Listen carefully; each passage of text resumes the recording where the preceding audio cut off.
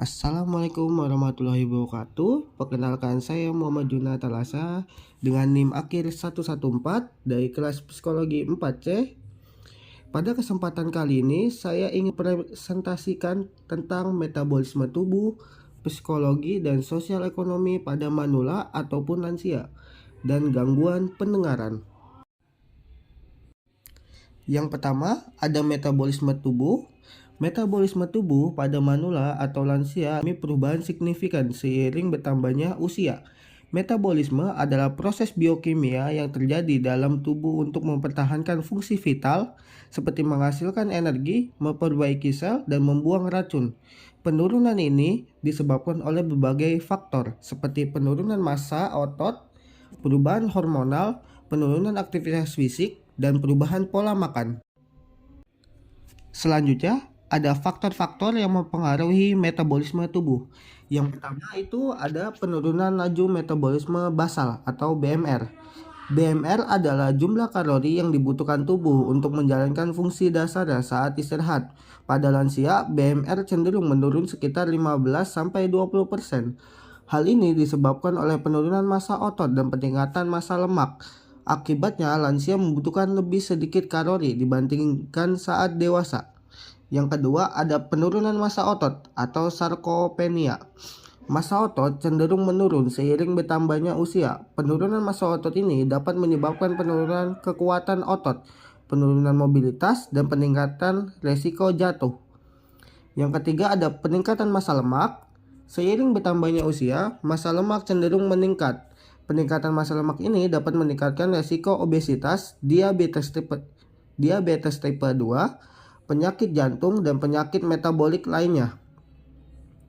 Yang keempat, ada perubahan hormon. Perubahan hormon seperti penurunan hormon pertumbuhan, testosteron pada pria, dan estrogen pada wanita juga dapat mempengaruhi metabolisme tubuh pada lansia.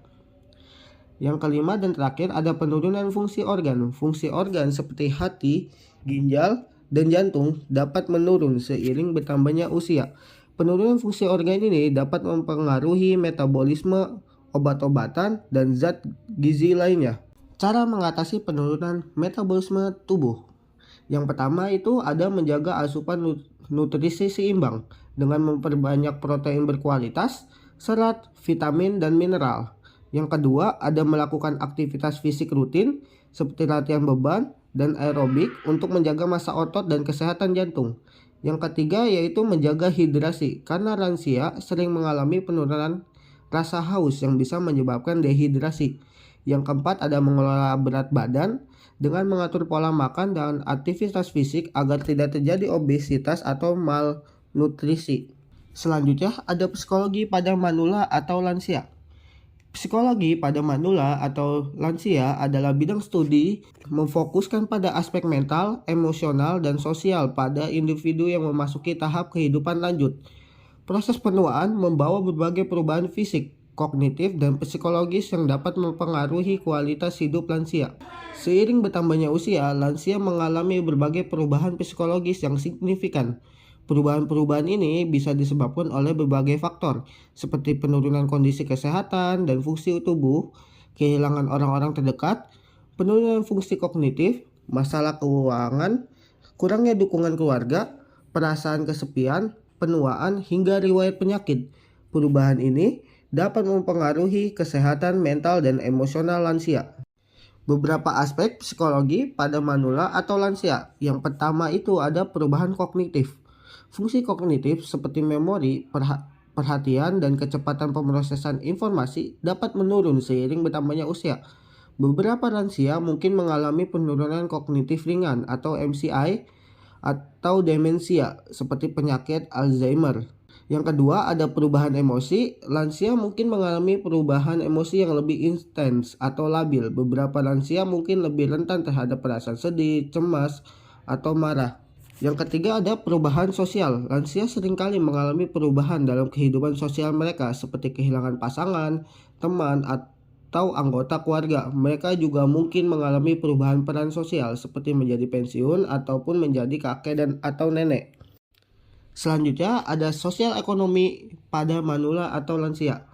Aspek sosial ekonomi pada manula atau lansia merupakan faktor penting yang mempengaruhi kualitas hidup, kesehatan, dan kesejahteraan mereka. Perubahan dalam status sosial ekonomi sering terjadi seiring bertambahnya usia, terutama karena pensiun, penurunan pendapatan, dan meningkatnya kebutuhan kesehatan. Seiring bertambahnya usia, lansia menghadapi berbagai tantangan sosial dan ekonomi yang mempengaruhi kesejahteraan mereka. Kondisi sosial ekonomi lansia sangat beragam tergantung pada berbagai faktor seperti tingkat pendidikan, pekerjaan, status perkawinan, kesehatan, dan dukungan keluarga. Namun, secara umum, lansia cenderung menghadapi tantangan ekonomi yang lebih besar dibandingkan kelompok usia lainnya. Tantangan ekonomi yang dihadapi lansia. Yang pertama yaitu ada penurunan pendapatan. Banyak lansia yang pensiun dan kehilangan sumber pendapatan utama mereka. Pendapatan mereka mungkin hanya bergantung pada uang pensiunan, tabungan, atau bantuan dari keluarga. Yang kedua ada peningkatan biaya hidup. Biaya hidup lansia seringkali meningkat, terutama untuk kebutuhan kesehatan, obat-obatan, dan perawatan jangka panjang. Yang ketiga ada keterbatasan akses ke layanan keuangan. Beberapa lansia mungkin mengalami kesulitan mengakses layanan keuangan seperti perbankan atau asuransi karena keterbatasan fisik ataupun kognitif. Dan yang keempat ataupun terakhir ada kerentanan terhadap penipuan. Lansia seringkali menjadi target penipuan karena mereka mungkin lebih percaya dan kurang waspada terhadap tawaran yang mencurigakan. Dampak kondisi sosial ekonomi pada kesejahteraan lansia. Yang pertama yaitu ada kesehatan.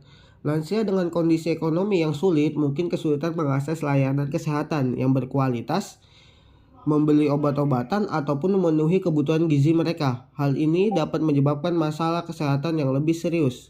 Yang kedua, ada kesejahteraan psikologis. Masalah keuangan dapat menyebabkan stres, kecemasan, dan depresi pada lansia. Mereka juga mungkin merasa tidak berdaya dan kehilangan harga diri. Yang ketiga, ada ketergantungan. Lansia dengan kondisi ekonomi yang sulit mungkin menjadi lebih bergantung pada keluarga atau orang lain untuk memenuhi kebutuhan mereka. Hal ini dapat mengurangi kemandirian mereka. Yang keempat, ada isolasi sosial. Lansia dengan ekonomi yang sulit mungkin tidak mampu berpartisipasi dalam kegiatan sosial atau rekreasi. Hal ini dapat menyebabkan isolasi sosial dan kesepian. Selanjutnya, ada gangguan pendengaran. Seiring bertambahnya usia, fungsi tubuh manusia mengalami penurunan termasuk indera pendengaran. Kondisi ini disebut presbikusis, yaitu gangguan pendengaran yang terkait dengan usia. Presbikusis umumnya terjadi pada lansia di atas 60 tahun dan berkembang secara bertahap. Ini merupakan salah satu masalah kesehatan yang paling sering dialami oleh lansia dan dapat mempengaruhi kualitas hidup, komunikasi, dan interaksi sosial. Faktor-faktor penyebab gangguan pendengaran yaitu ada dua. Yang pertama ada paparan suara bising dalam jangka panjang. Terpapar suara yang terlalu keras dalam jangka panjang dapat merusak sel-sel sensorik rambut di telinga yang penting untuk kemampuan pendengaran, misalnya dari lingkungan kerja ataupun kebiasaan mendengarkan musik keras. Yang keduanya ada kondisi kesehatan. Kondisi seperti hipertensi, diabetes, infeksi telinga, ataupun penyakit jantung, stroke, dan cedera otak atau tumor otak dapat mempengaruhi kemampuan pendengaran. Pengobatan kemoterapi pada penderita kanker juga dapat menyebabkan penurunan pendengaran. Selanjutnya ada gejala gangguan pendengaran, yaitu yang pertama itu adalah kesulitan mendengar suara bernada tinggi seperti suara perempuan dan anak-anak. Yang kedua ada sulit memahami percakapan terutama di lingkungan yang bising. Ketiga yaitu tinnitus atau telinga berdenging atau berdengung. Yang keempat ada rasa sakit di telinga ketika lawan bicara menaikkan volume suara. Penanganan gangguan pendengaran. Yang pertama yaitu ada hindari suara bising. Batasi paparan suara bising seperti suara kendaraan dan suara keras dari speaker. Yang kedua ada alat bantu dengar. Alat bantu dengar dapat membantu memperkuat suara dan meningkatkan kemampuan mendengar. Yang ketiga ada terapi bicara. Terapi bicara dapat membantu lansia belajar strategi komunikasi dan beradaptasi dengan gangguan pendengaran. Dan yang terakhir ada implan koklea. Pada kasus yang parah, implan koklea dapat menjadi pilihan untuk mengembalikan sebagian pendengaran. Dampak gangguan pendengaran. Yang pertama, dari segi sosial, lansia akan mengalami isolasi sosial karena kesulitan berkomunikasi dengan orang lain. Yang kedua, dari segi psikologis, lansia yang Ngidap gangguan pendengaran dapat menyebabkan perasaan frustasi, kesepian, dan ketidakberdayaan. Yang ketiga, dari segi kognitif, lansia yang mengalami gangguan pendengaran dapat meningkatkan risiko penurunan kognitif dan demensia. Dan yang terakhir, dari segi keselamatan, lansia dengan gangguan pendengaran berisiko lebih tinggi mengalami kecelakaan seperti tidak mendengar klakson kendaraan ataupun alarm peringatan. Sekian materi dari saya, semoga materinya bermanfaat untuk kalian semua dan terima kasih semuanya. Dadah.